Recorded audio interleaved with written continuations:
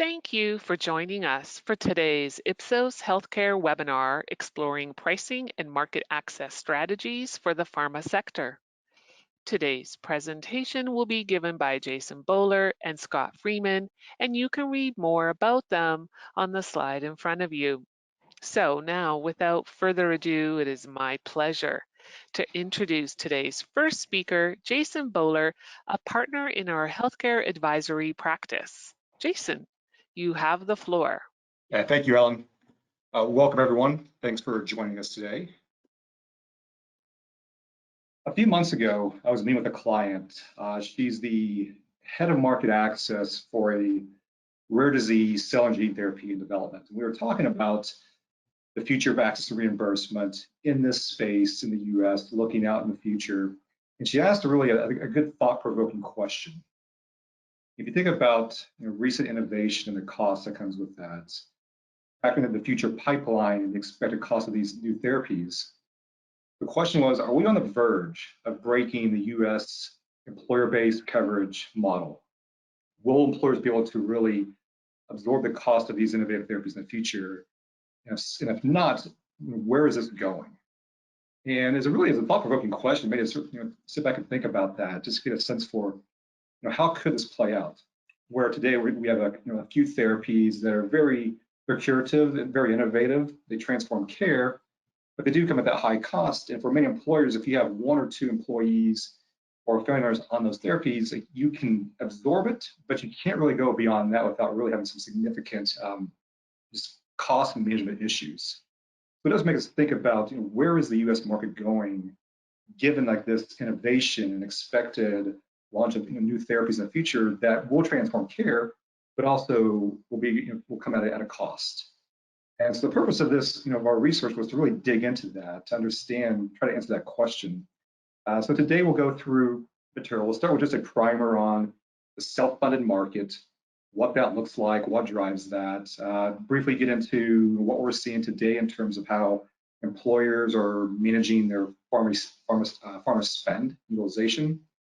But then we'll spend a bulk of time going through some findings from research that we did with payers, benefit design consultants, employers, just to get their perspective on this trend of increasing cost innovation and where they think it's going and what does it mean for manufacturers that are developing patient access strategies. So with that, I'll turn over to Scott to really start us with that primer on the self-funded market. Scott, over to you. Thank you, Jason. So first, we'd like to give you an overview of the self-funded market as it stands today. Next slide, please.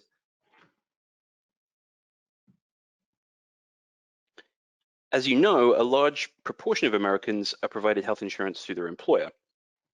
Self-funding, or self-insurance as it's also known, or administrative services only, ASO, means that employers take on the role of insurer themselves, so they bear the risk of healthcare costs that their employees might incur. This is in contrast to the fully insured model, which you can see illustrated on the left there in orange.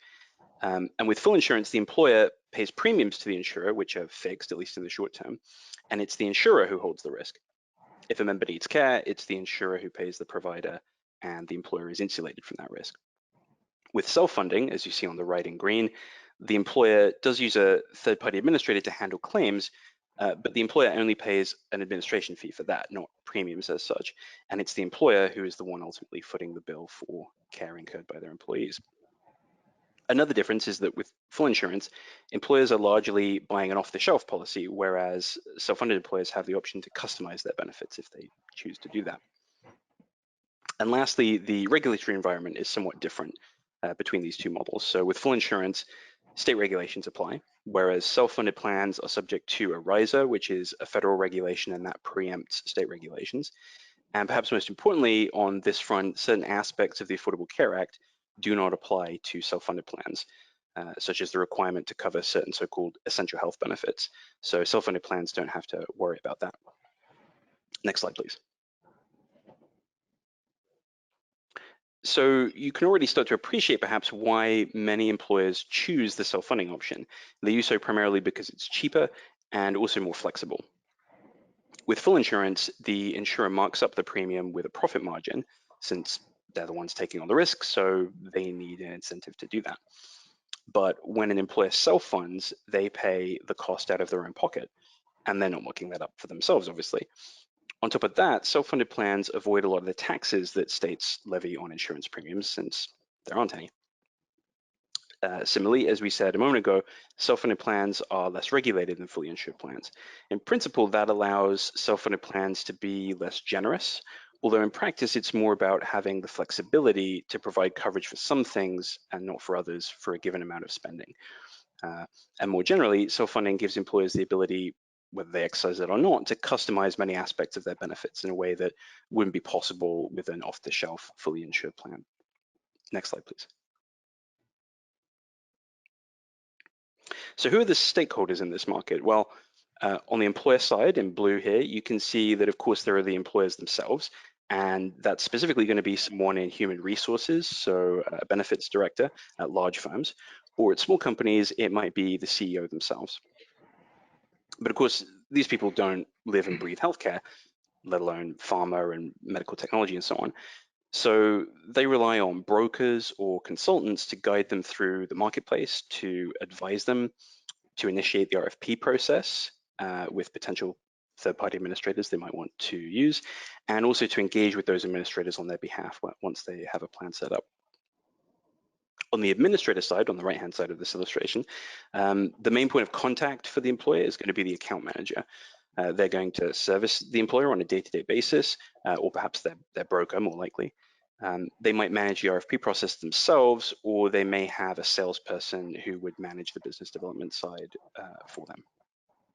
Then up the chain from them, there are several stakeholders, but probably the most important from our point of view today are the members of the P&T committees, so pharmacy directors, medical directors, and so on. They don't so often have contact with employers directly, but they are, of course, making the policy decisions on behalf of the employers, which does make them a very important stakeholder by itself.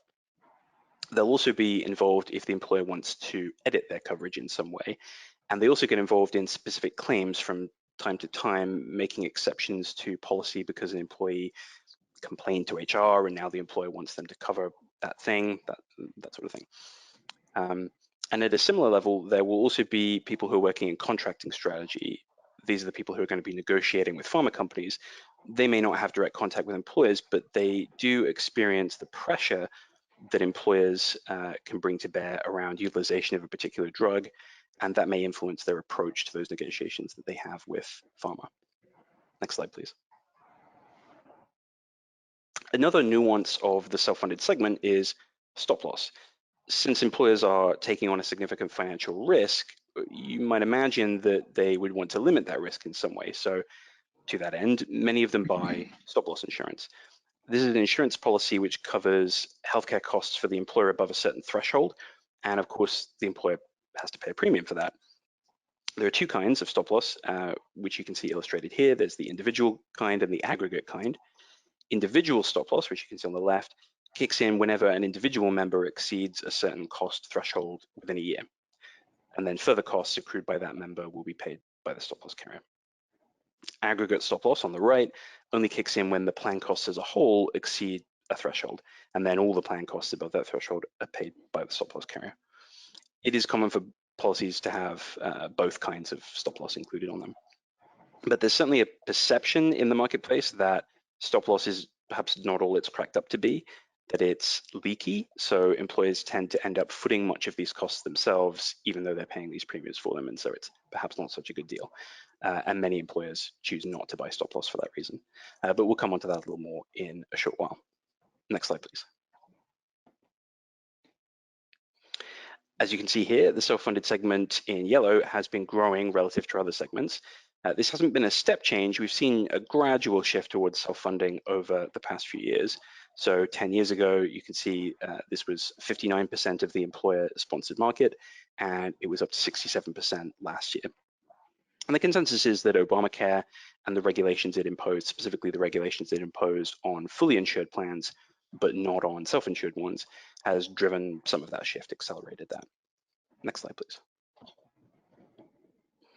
As one might imagine, the propensity to self-fund is increasing in employer size. So at the largest firms, those with 5,000 employees or more, it's essentially ubiquitous, 94%.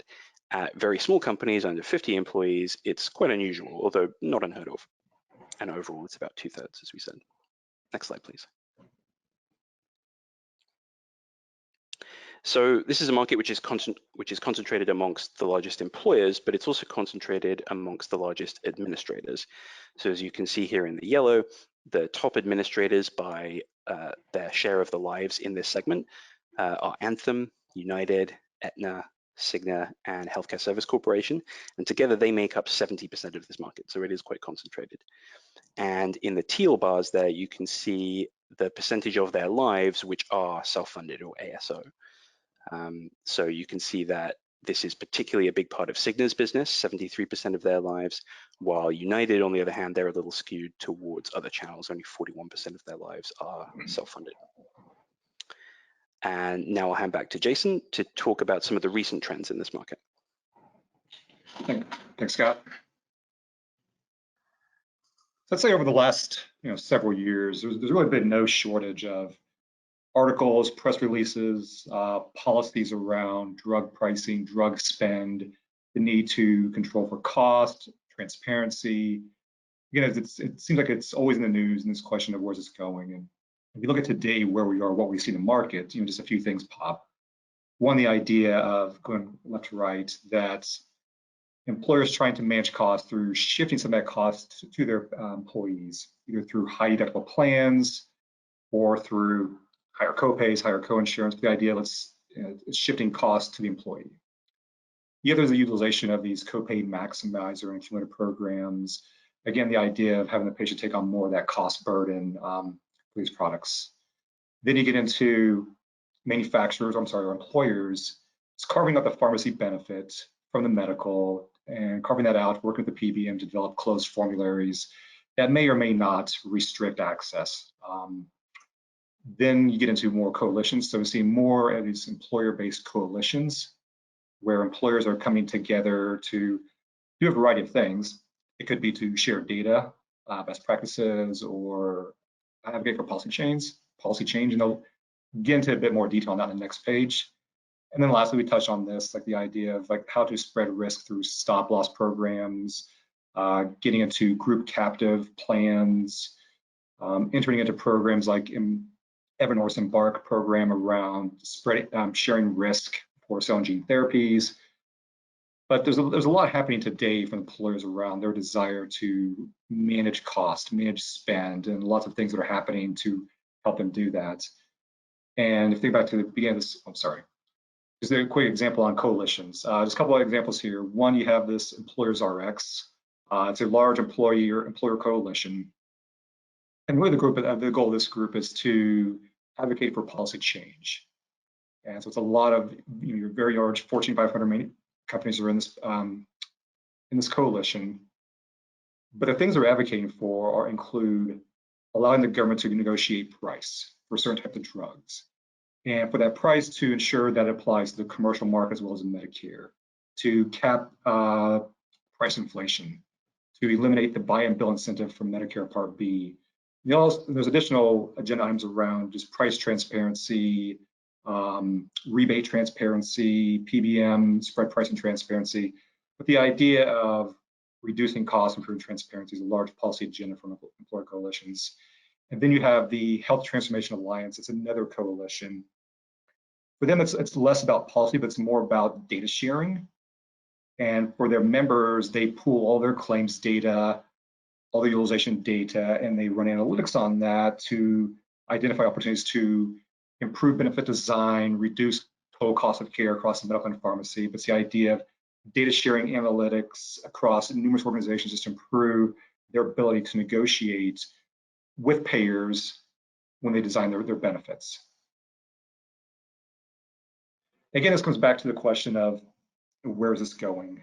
We see a lot of activity today in the market by employers doing variety of things to manage their drug spend and the utilization for the employees. But again, where is this going?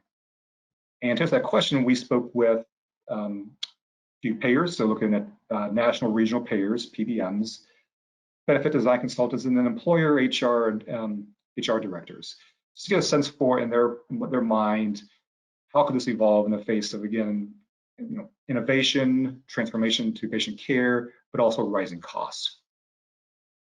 And when we had these discussions, there's a general consensus that for all these stakeholders, cost is their biggest concern. It's the primary concern that really just drives how they're thinking about this.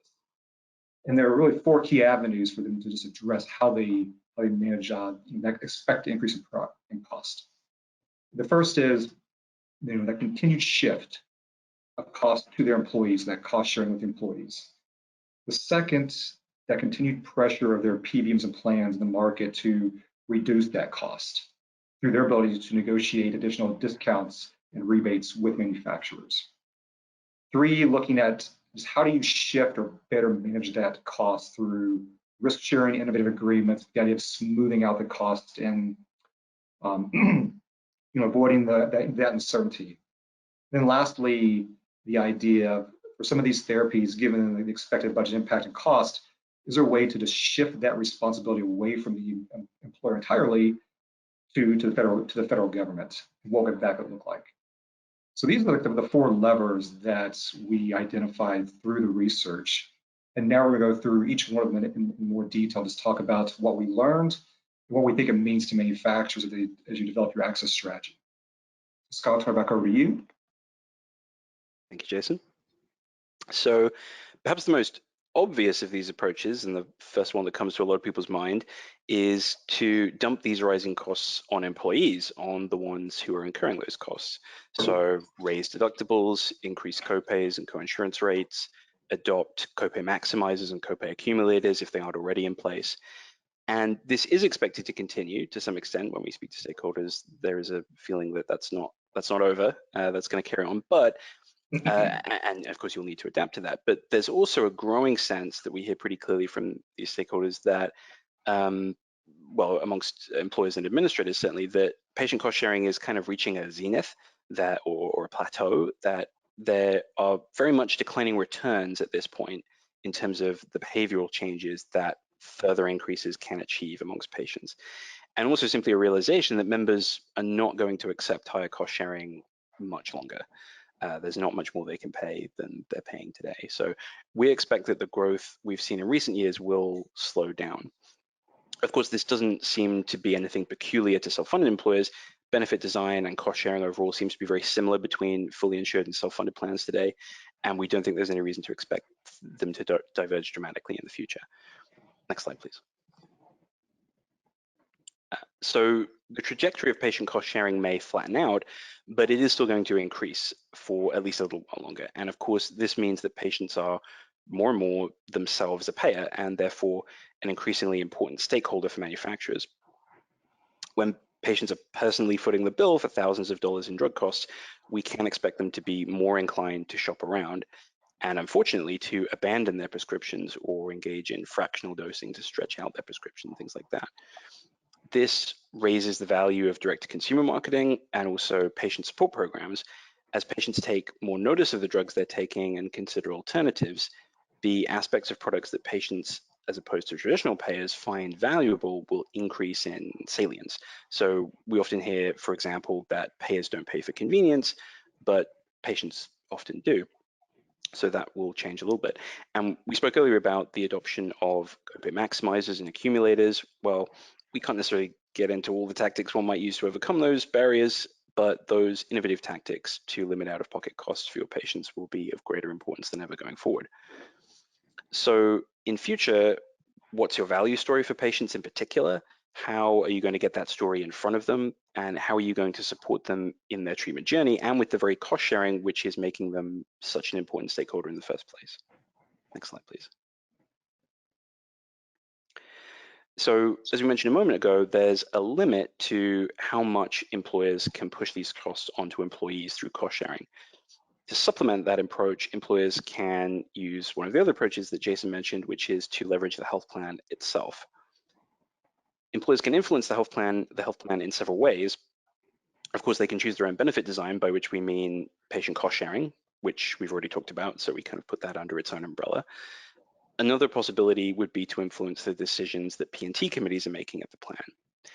Interestingly, when we speak to payers, they tell us that self-funding self-funding employers really don't have any particular influence on their P&T committees, on their decisions. So of course, in the committees, they do want to make the right decision for their clients and for their members, but there's not very much distinctive about self-funded employers from their point of view, from the point of view of pharmacy directors and medical directors. They want to ensure that valuable, necessary medical care is covered, and they also want to control costs as much as possible, subject to that limitation. And they say that's aligned with the interests of self-funded employers as much as it is with other kinds of client that they work with. It might occur to you or I that perhaps self-funded employers would be more interested in paying for things that keep workers productive and less interested in paying for drugs with side effects, for example, that reduce productivity. And that may be so, but it doesn't seem that P&T committees have internalized that. So the other option is formulary customization, by which we mean making special requests to have drugs included or excluded from their benefit, move between tiers, or perhaps some kind of modification to step edit or prior auth requirements. And today, this is not very common. These customizations do happen, but they're fairly rare and usually only for isolated drugs. Very few employers are building a la carte formularies from scratch. Those are only about 7 million lives. And the employers who are doing that are either huge enough to have a bespoke formulary built for them, like Walmart, or they have the expertise and the capacity to be managing a formulary like that in-house, health plans, for example. So besides those few, today there are probably three main scenarios in which an employer might request a formulary edit. One is something like the CEO's spouse needs drug X, so can you please cover drug X or make it copay free or something like that. Two is our workforce is making a fuss about something like mental health care or fertility treatment, so we want to cover it more generously than we are today. And three is we noticed we're spending an enormous amount of money on drug Y, so can you please exclude it from coverage? Well, the first one you don't really have any control over, and the second one is likely to be about therapy areas rather than specific drugs, but the third could be an issue for you. So thankfully, pharmacy and medical directors tell us that they almost always push back on these requests. Occasionally, the employer does have a point, but usually they're not appreciating the contracting situation for that drug, or they're not fully thinking through the downsides of limiting coverage. Although sometimes, of course, they do ignore this advice from the plan and they push through the change regardless. Next slide, please. So will formulary customization become a bigger deal in future? Will we see employers starting to say yay or nay to every new drug? Well, first, we'd like to give you a sense of how self-funding employers think about their benefits and how they think about value. So on the right-hand side of this illustration are perhaps the first things that come to mind. If they make their benefits less generous, if they restrict or exclude coverage, then they reduce their costs and they reduce their exposure to risk as well. So why not slash and burn their benefits? Well, frankly, one reason is a very human one. Human resources do not want to be confronted by weeping mothers in their office telling them how their child desperately needs Zolgensma, but you heartless bean counters won't pay for it. It might be an irrational business decision to cover something, but HR don't have stock options, not usually anyway, so these kind of things do matter to them. Another motivation is the avoidance of bad press. The last thing any company wants is a story in the newspapers about how a 30-year veteran at their company needs Keytruda for cancer and they refuse them coverage. The same goes for lawsuits. If something is FDA approved or recommended guidelines, how can you claim to provide your employee health insurance and yet deny them coverage for that without them being tempted to sue you? And perhaps the biggest driver is that employers need their compensation, including benefits, to be competitive in the labor market if they're going to recruit and retain a good workforce. This is also why there's a kind of inertia against formulary changes of any kind, really. So moving a drug up a tier, for instance, could drive employees who are using that drug to move to a competitor. And the cost of that might outweigh the savings they get from the change, the drug savings that they get. So for the most part, nobody wants to rock the boat. Nobody wants to stick their neck out. You cover what the P&T committee says is medically necessary. You cover what your competitors cover, and you don't make any negative formulary changes unless you absolutely have to. Now, with that context, stakeholders that we spoke to really agonized over the question of where this might go in the future. On the one hand, there's a real sense that this approach of covering just about everything simply cannot go on. There has to be a point at which they say, this drug may work perfectly well, but we just can't afford it. On the other hand, they say that they just can't say no if a drug meets a certain evidence threshold. So we think this is a point of great uncertainty. If the camel's back does break, so to speak, then we don't expect the burden of this decision-making to fall on employers, at least not for very long. Perhaps it might start there. We might see a little bit more customization ramping up, but we think ultimately that pressure will come to bear on the administrators themselves, and that it will be up to the P&T committees to change their approach to making calls on coverage stance. Next slide, please. Besides formulary customization, another way that self-funded employers can have an impact through their plans is by kicking up a fuss with their administrators about their spending on a particular drug. Sometimes that conversation might lead to a request for formulary customization, but more often the outcome is that the administrator has a stronger incentive to negotiate for lower net price with the manufacturer. And of course, that can make contracting tough for pharma companies. These conversations come about because employers monitor their utilization. They're looking at their utilization data and their spending, and they aren't usually looking at drug prices and rebates and making a considered assessment as to whether they're overpaying. It's just that they notice an item is costing them a lot, or perhaps a lot more than it used to, so they gripe about it. And we expect this kind of pressure to intensify, but only so much, because there's only so many hours in the day that HR people have to devote to this topic, and there's only ever going to be 5 drugs at the top of your drug utilization report, so it can only go so far. Next slide, please. So given these ways in which employers might try to tackle rising costs through their plans, will manufacturers need to be engaging with self-funded employers directly? We think that varies a lot depending on one's portfolio of assets. So employers are only really taking notice of drugs if they appear on their radar, which means standing out from the crowd in terms of spend. So if a product is relatively affordable, if its market share isn't very high, if its indications are not so prevalent, then employers are unlikely to notice it. On the other hand, if your product is expensive, it has a big share of the market, and it's for a common condition, then employers are likely to be aware of it, and they are liable to go to their administrator asking to restrict it or exclude it or urge them to do something about the price. So will you stand out at a population level?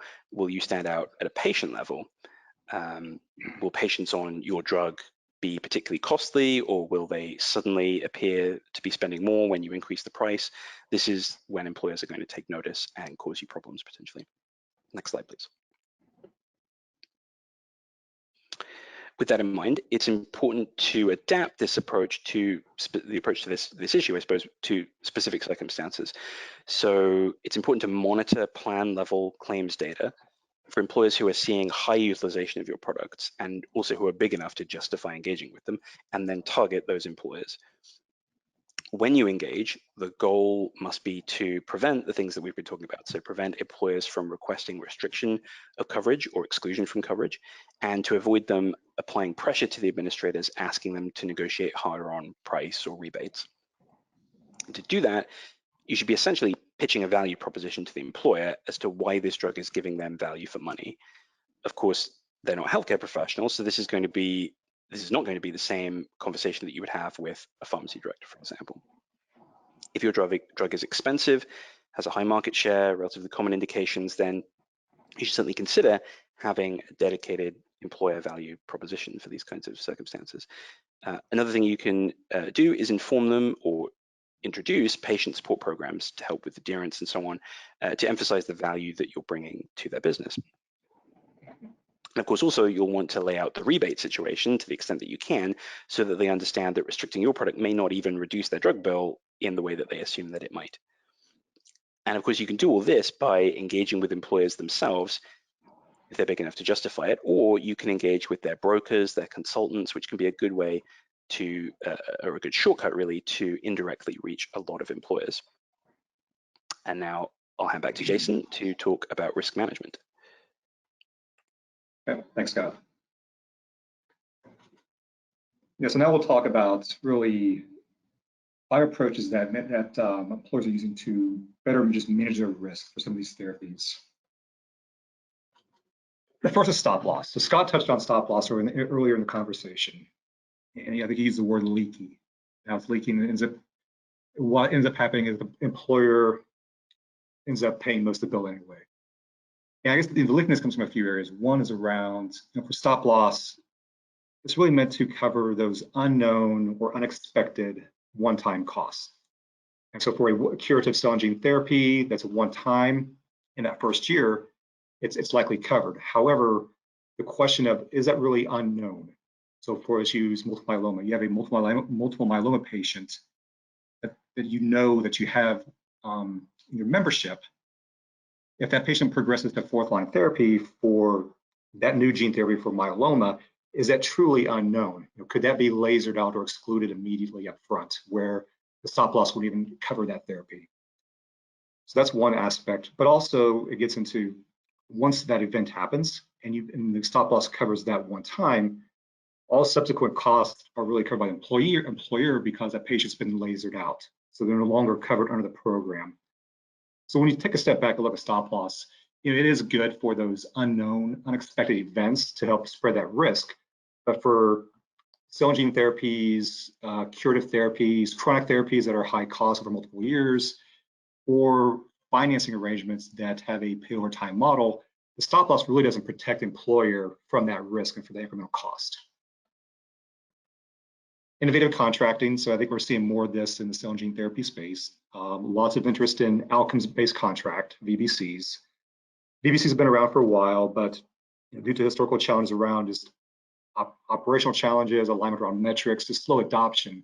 However, for these cell and gene therapies, given the cost, the uncertainty of value, and the smaller patient population sizes, there is more of an appetite for these types of agreements, and we're even seeing new stakeholders emerge that are helping facilitate and operationalize these contracts. And then you get just different financing models like the Netflix subscription, where it's as an employer or as a payer, we have a set budget for this drug for the year, and regardless of utilization, the total spend will not exceed X. You have annuity styles where it's spreading out payments over time. Both these do help smooth those payments and avoid those large upfront costs. However, there are challenges for the subscription. Is the utilization certainty. So how could that impact best price for a commercial plan? And for the annuity style, there could be incentive alignment challenges between the payer and the employer. So if you're an employer with a patient that needs a curative one-time cell and gene therapy, you're likely better off going with that upfront cost versus spread over time if it truly is just a one-time hit, because that one time, assuming it's not, actually assuming that's unexpected, then it would be covered. So in that case, the annuity or over time would not benefit the employer. Another area we see growing is this idea of private risk pooling, or getting into employer groups combining into group captives, either a member-owned group captive or a single parent group captive. Really all that is, it's multiple small employers coming together to pool risk across a larger employee or membership pool. And challenge with that is that alignment around benefit design, the cost sharing across the employers within that captive, but also for the single parent, that does require that common ownership structure. And in speaking to a benefit design consultant, that was a feedback or a barrier to this model is you often do need, especially for these small employers, you do need that single corporate entity that typically owns all the companies in that pool to make this work. But we are seeing more and more private risk pooling options out there, the idea of helping spread risk. I think in general, that's a recurring theme. There's an idea to spread the risk for these therapies across a much larger membership pool. Another option is just going from self-funded to full insurance. So it's going back to where they started. And an earlier slide, Scott showed the percent breakdown around the percent of business that, or percent of market that's fully insured versus self-funded, and how that increases with employer size. I think what we could start seeing, and a payer confirmed this, is that for those small employers, like 500, 200 or less, they may reconsider going back to a fully insured model if they believe that they're at risk, they're exposed to risk, and they lack a better way of managing that risk. a variation of that model is just full insuring certain therapies. So looking at the Embark program by Evernorth, an example, this is a model where employers come together and they contribute a set PMPM per month for their membership, and that gets them full insurance for these two therapies. Today, it's just these two therapies. But in the future, when we talked about the pipeline, the expected growth in this market, how will the growth in the number of therapies and the cost, how that impact the premium on programs like this? I think between all these options, the stop loss, the full insurance, doing this subset of a full insurance, that does help spread the risk and help protect the employers. But as these therapies launch and costs go up, and it's only natural to expect that premiums will go up with it. So then as an employer, truly, how are you able to mitigate that and manage your total cost? And in the private market, there really aren't that many options. And that leads us to our,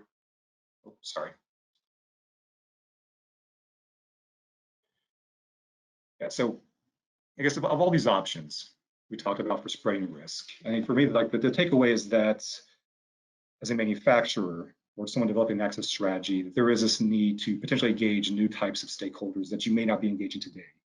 So these are just a few examples of organizations in the market that provide various solutions, whether it's stop loss, reinsurance, outcomes-based financial solutions, structured debt or financing, VBC administration, or analytics. There may be opportunity to engage these stakeholders and really opportunities to just demonstrate value of the therapies and help them achieve their patient access goals. Give an example, the HTA. That's the large employer alliance group that really they share data. And for all the members across those employers, they have access to their medical and pharmacy claims. They're running analytics off of that, looking at utilization, looking at opportunities to optimize benefit design. As a manufacturer, there's an opportunity to engage that organization to generate evidence, talking about value of the therapy and of the portfolio, and how that helps them achieve their overall objectives around improving patient health, patient outcomes, and reducing total cost of care.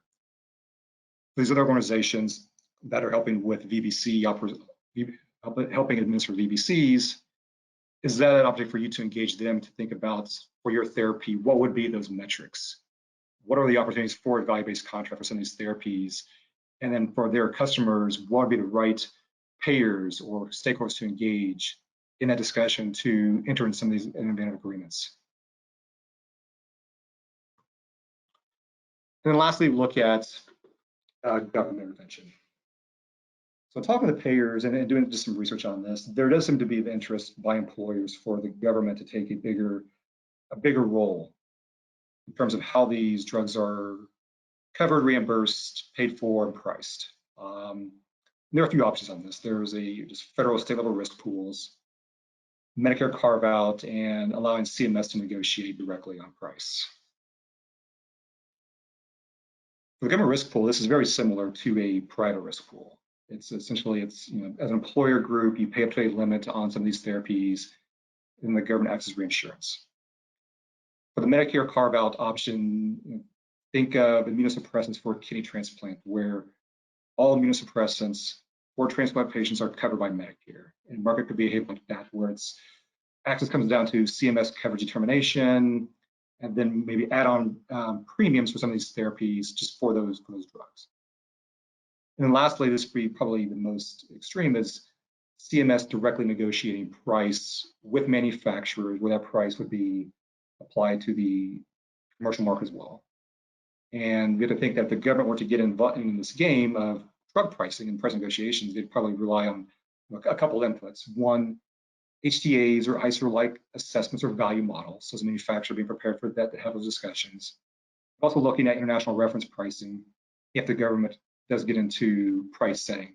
So comparing international benchmarks with value frameworks to get a sense for a price they want to negotiate. So as a manufacturer, that could be a completely new way just negotiating and setting price in this country if CMS gets involved in some of these therapies. With the idea that it's initially focused on Medicare, but also an expectation that those decisions and choices would spill over to the commercial market.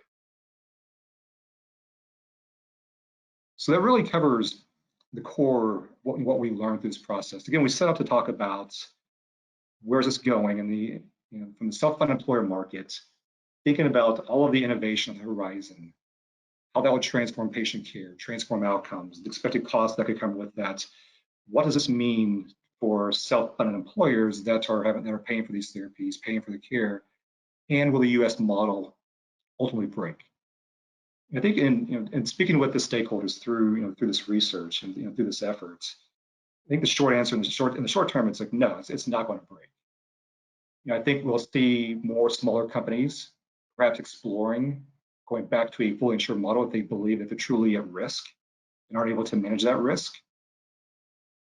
Stop loss, you'll see a bit more of that. Today, it's primarily the smaller companies that are doing that, but could the larger companies start to get in that game as well, just given the expected number of new therapies and potential impact on their employee membership?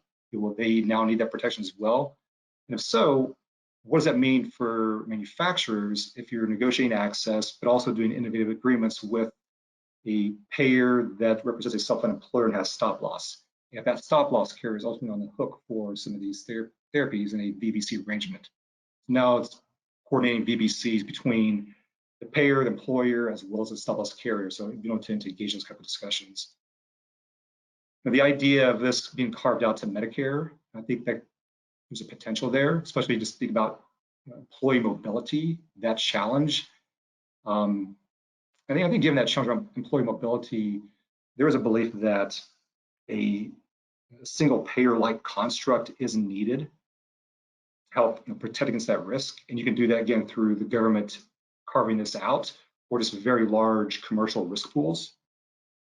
I think there is potential for that option where the government does get involved to take on that risk to cover a subset of these therapies. But that begs a question of where do you draw the line? That is there. As far as CMS negotiating price, I think that's been talked about for a long time, for many years. We don't see that happening in the near future. There always is that possibility that if the government does get involved with providing coverage and reimbursement for these therapies, that they may want to also explore opportunities for them to negotiate price to drive down that cost and bring price and cost more in line with international benchmarks and how we think about value. So I'll pause there. Again, thank you all for your time. I'd like to open up now for questions. So let me see, I see a few. Let me just stop sharing.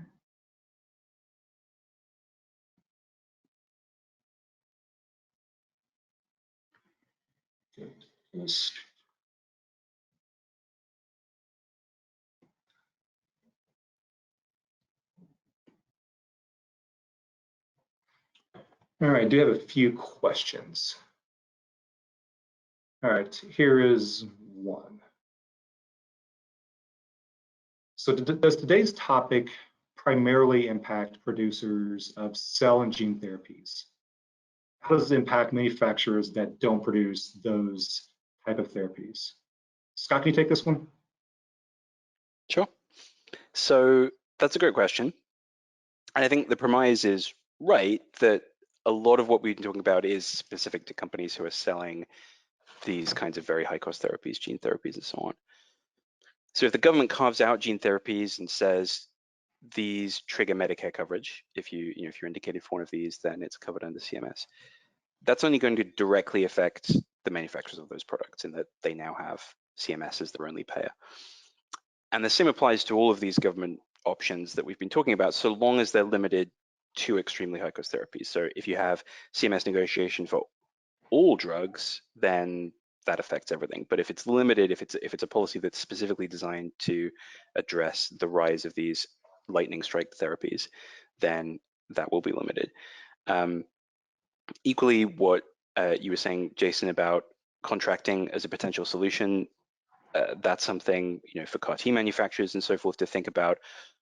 All these new stakeholders we've talked about, like subcommittees who are going to be handling gene therapy carve-out programs like the EMBARK program you mentioned with full insurance, that's all only really applicable to the companies who are making those drugs.